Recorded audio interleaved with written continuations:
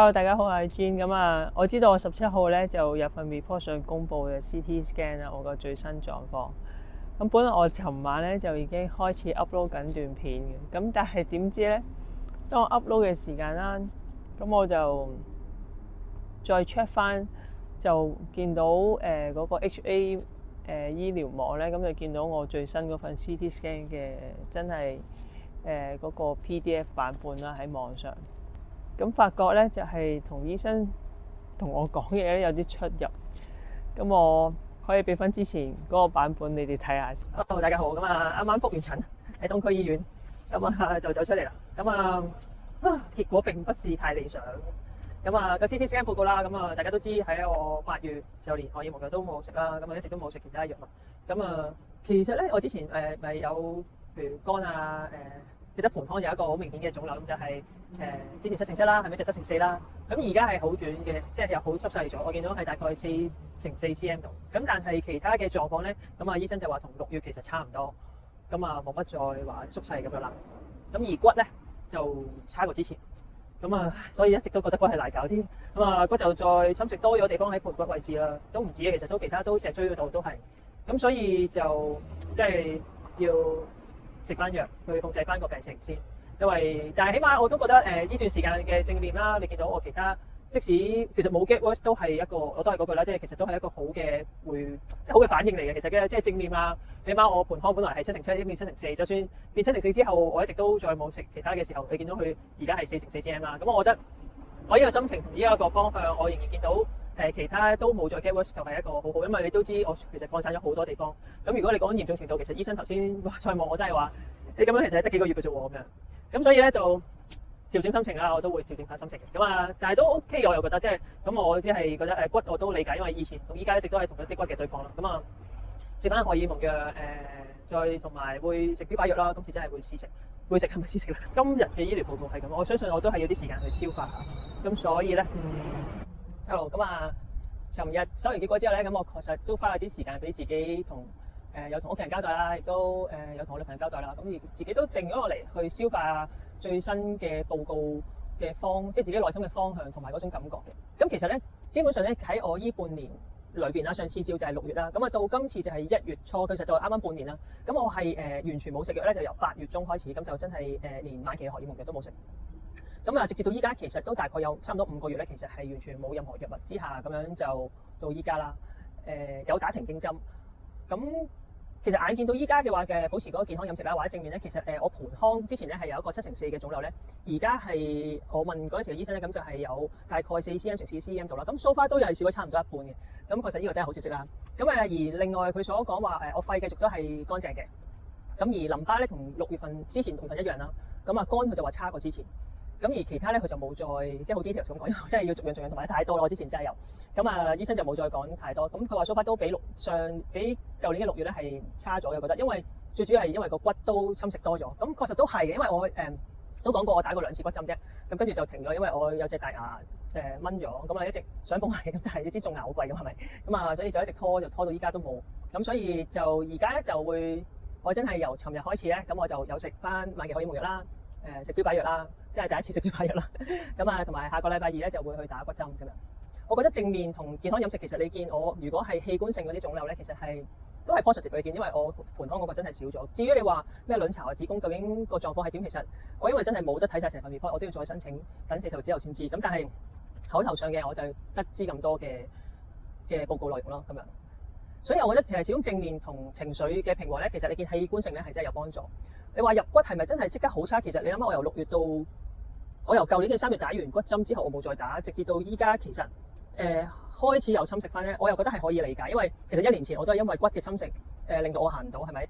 所以我覺得呢件事只係仍然係保持正面係必需品，你起碼唔會見到係 cancer 係好誇張咁樣去繼續擴散，而係其實我冇特別再多嘅擴散，只係骨差咗。咁我理解到點解會而家身體係呢個狀況咯，而我會開始食標靶藥同食翻晚期嘅荷爾蒙藥，係因為好想好似舊年咁樣啦，即係想控制翻先。同埋晚期標靶藥係點解今次真係決定食咧？因為我覺得我都好努力試咗正面同保持情緒做咗好多嘢時，其實已經證實咗有佢嘅功效喺度。變相咧，我反而想講下咧，其實點解你見我標題會寫住自身經歷骨癌呢件事？因為其實喺我2年幾前，我知道抗晒上半身嘅時候，咁我已經嗰時已經入咗骨，咁我都知道骨癌多數好多時候講個存活率都比較低，同埋喺我舊年經歷過，真係會令到我成個上半身喐唔到啊，跟住繼而成個上半身冇晒力 collapse 咁樣，跟住成日都要爬嚟爬去，跟住再慢慢俾我可以坐得翻，再起身嘅時候，我點解用骨癌而唔係講呢個乳癌？因為我本身其實我盤古初開我個 cancer 係源自於乳癌啊嘛，但係因為我真係知道入咗骨癌嗰時候好多。睇咗相，睇咗好多，好似入咗骨咧，就係比較渺茫咁樣。咁但係因為即係舊年又衝破咗一次，即使覆水啦，上半身都喐唔到，我哋知道要 keep 住可能唔好用運動啦，令到每日嘅血氣要好啦，血液運行得好咧，其實係可以令到你即使好難喐到都可以未至於完全俾佢受制。同埋如果過咗嗰下之後咧，我就到依家嘛，係咪？咁所以嗰時我一直都覺得骨癌係我所認知係覺得最難搞。即係其他氣管性我都見，其實我用情緒啊或者咩都可以即係起碼可以大概知道個方向咧，係會令到佢有正面嘅反應咁樣咯。所以嗰時我由嗰陣時就係用呢個標題嚟分享，係好想希望可以可以衝破或者係有骨癌嘅同路人，其實都用我嘅經驗分享，睇下可唔可以有多啲嘅唔同嘅變化係可以對抗到而大家繼續好好地生活落去。係啦，呢個係我嗰陣時所以做咗個咁樣嘅標題啦。咁無論點都好啦，我都消化完畢啦，琴日都沉澱過。呢個係我會有啲失落嘅，係因為覺得都打骨針唔係一個問題，食藥都唔係一個問題，但係即係我睇唔到嗰種我仲揾緊一個方法，點樣可以令到可以再好啲咧？咁當然打骨針係啦，即係證明骨癌嘅，我哋可能我係要打骨針繼續喺可以控制，希望再控制翻，唔好再侵蝕佢而再可能食多啲蛋白質嘅嘢啦咁樣。咁呢個我就吞完啦，基本上咧就臣服就係咁樣，即係要接受一切嘅安排啊。咁無論點都好啦，即係。都會繼續盡力去健康生活，過好每一日嘅。咁而家所以等曬多啲太陽啦。咁因為可以再幫助個骨鞏固啲啦，希望佢唔好再差落去啦。祝大家都健健康康，一定要加油。無論點都好，唔係選擇放棄，而係可以有負面，即係可以有自己唔好嘅情緒，我都有啊。琴日我都有喊過，但係我好多謝我再見翻個女醫生，可以再 remind我係可以食藥再好翻嘅，再好轉嘅。咁而都證實咗正面啊，平時健康飲食咧，其實你會見到氣管性嘅 cancer 其實並唔會點樣特別再惡化落去。咁係咯，即使我全身都係嘅，我都會繼續加油。希望大家都繼續加油，一齊身體健康，一定可以嘅。其實1年前嘅1月份嗰份嘅 CT scan 嘅報告，嗰時2月再覆診嘅時候，醫生望住我1月份嘅報告都係話我得半年至1年嘛。咁我而家已經係1年啦，咁我都仲係乖乖地坐喺度，係咪？咁所以大家一齊努力，正面係好緊要㗎，我哋一定會好翻。唔好放棄，加油！大家身體健康。係啦，咁睇咗本來咧就係醫生同我講嘅話，我都差咗啦，骨又差咗啦，咁狀態比6月再差。咁確實，我而家想講咧就係我琴晚睇嘅版本咧，個 PDF 咧，你可以 show 翻出嚟，我俾你睇。其實咧，首先我之前嘅全面器官性嘅腫瘤啦，基本上佢都係話 stable， 同埋一係就同上次6月差唔多，一係就縮小咗。咁我盆腔嘅都係縮細咗啦，而家就係好似4點幾乘3點幾 cm 啦。咁再比之前咧，其實細咗一半。而我個肝嗰度啦，咁就細咗0.1 cm。咁其他就當佢不變咁樣啦。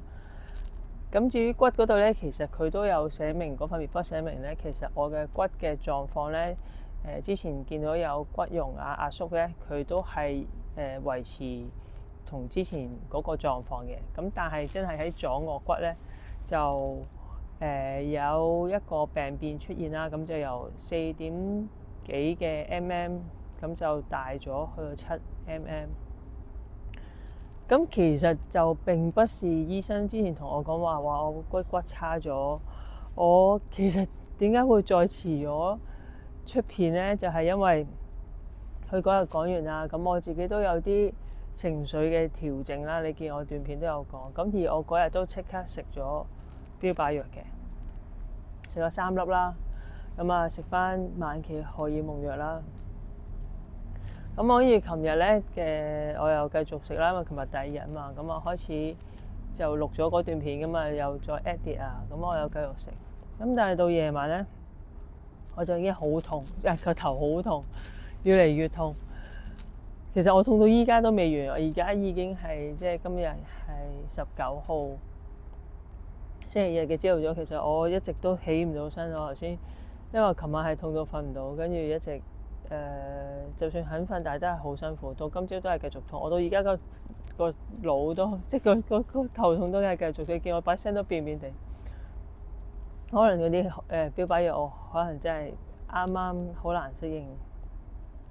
咁但係我覺得呢個唔係重點啊，重點係即係首先大家都要記得，醫生講自己都要睇翻 report 去 check 翻，因為醫生當然我咁啱撞到個醫生係佢知道我會冇食藥，所以佢好想我食藥，確實係真係為我好嘅，我明白。咁但係我好想要知嘅就係我真正點解我自己做呢件事。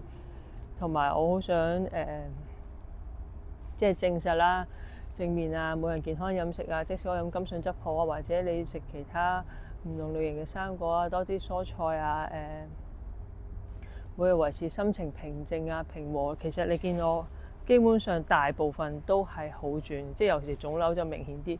其實嗰啲係因為細到 CT scan 都開始 measure 唔到，所以佢就只可以講話一係就差唔多，一係就再縮細咗，但係佢都已經 measure 唔到，所以 measure 到嘅佢都標咗出嚟。咁我覺得呢個係最重要可以表達嘅嘢，同埋即係大家都唔好放棄啦。咁啊至於嗰個骨癌呢個問題，即係癌細胞入咗骨嘅事咧，咁其實我下個禮拜二咧就會打骨針啦，因為之前都停咗嘛。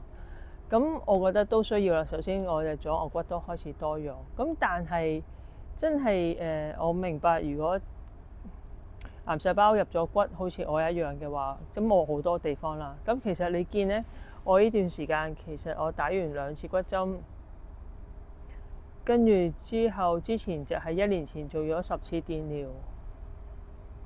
仲有冇咧？跟住都冇啦。跟住就係之前你所知我講嘅去到我食過荷爾蒙藥，去到8月份，跟住就停咗到依家啦。其實骨咧你見不論健康飲食定心態好咧，你見佢唔係由我停晒所有藥物之後咧，佢會突然之間嚴重惡化。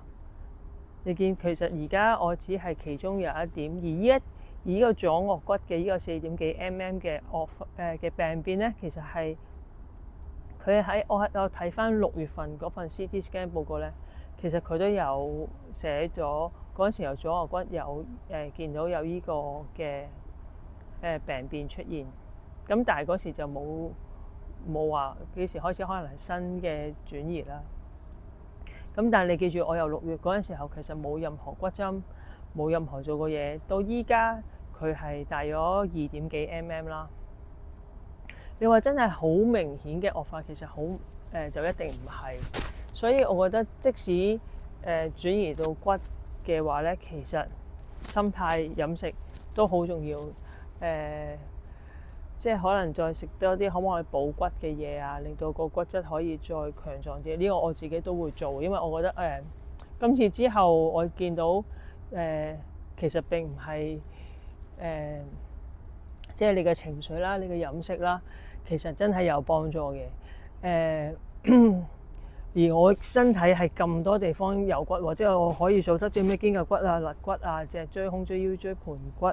係咪咁啊？髖關節，跟住又大腿骨，咁啊盆腔咁樣，裏邊有咩骨嗰啲名我都唔識嘅。其實咁而家佢講出嚟，我先知啊！啲骨咁細微，分到嗰啲位先開始見到我有一點係再擴大咗，但係都係即係幾 mm 嘅時候。咁當然西醫或者係咩都話入咗骨就係比較脆弱啲，同埋好似話即係佢哋認為係唔會復原咁樣嘅，但係我覺得無論點講都好啦，即係食多啲補骨嘅supplement，然之後再自己健康飲食啲。咁我下個禮拜二會打骨針啦。咁但係點都好，即係我希望俾咗最準確嘅消息，就係其實真係正面啦，保持你嘅情緒啦，食多啲新鮮嘅蔬果菜啦，曬多啲太陽啦，係咪？咁啊，都一定係有幫助同埋見到有好轉嘅。咁啊，係啦，呢個先係最真實版嘅分享。咁啊，edit 完就即刻想話俾大家聽啦，想公佈啦，多謝你哋，下次見，拜拜。